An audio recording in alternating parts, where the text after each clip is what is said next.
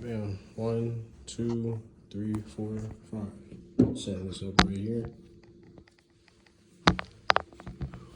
All right.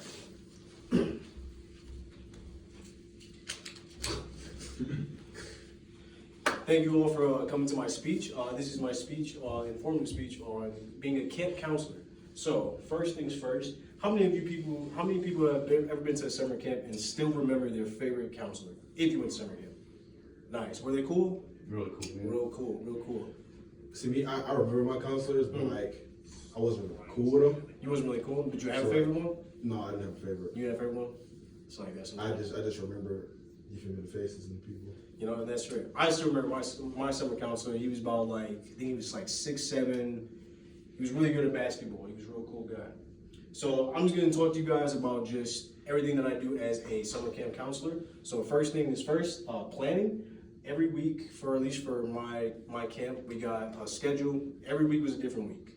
Each had different themes. So for this one, this picture, it was a nature theme, and my kids wanted to paint rocks. We found this really big rock. I don't know where they found it, but they just said, hey, we found a big rock. It took 7 of them to lift the rock and to bring it to me, and then for me to bring it all the way up the stairs. So that was our nature week. I usually plan about 2 to 3 activities, like just classroom activities just for us to do. And we usually have a field trip that's also designed for that week. So for that week, we went to the botanical garden. We went to botanical gardens. And for them, I just made a scavenger hunt on just the different types of flowers, if they can see in the outside. And we also took a walk outside because, nature. So that's for the planning portion. The second thing that you have to know is learning with kids. Now, this kid in particular, I told her that when she has a tendency to say everything that's on her mind, so I said, hey, just next time that you have something to say in your mind, just try to just keep it to yourself. So she decided to take 2 pieces of tape and put it over her mouth to make sure that she didn't get in trouble. So learning with kids, you have to understand that kids do not understand emotions at all. In fact, they'll think about something, they'll do it before they think about it. So you have to be very, very patient with them.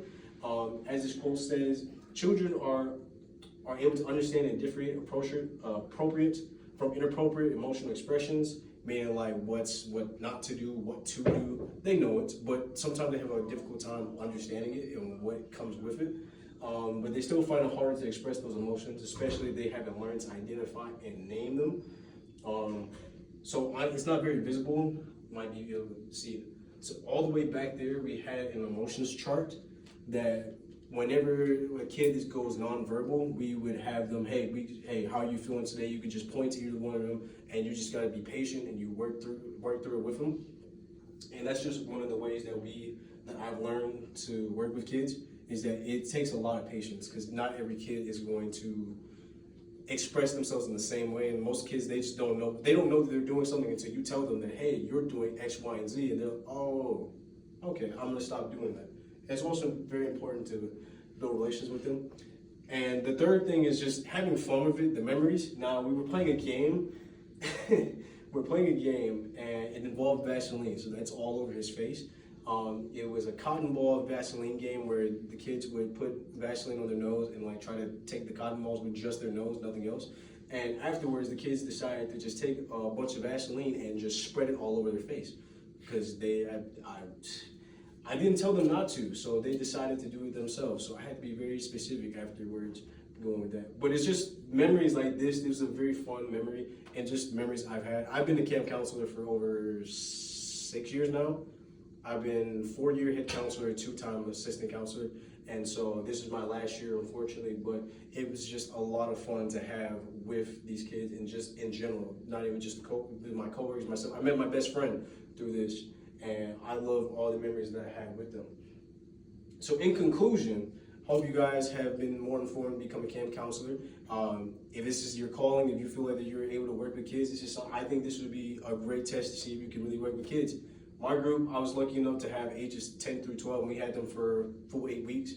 I know some camps, they do it where they have different kids every week or every 2 weeks, but I have mine gracefully for all the weeks. And I've grown up with some of these kids, especially this one here.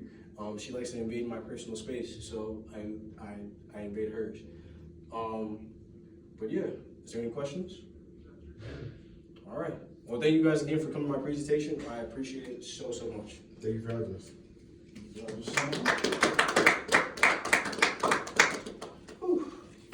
Well done. Thank you. All right, respect the war.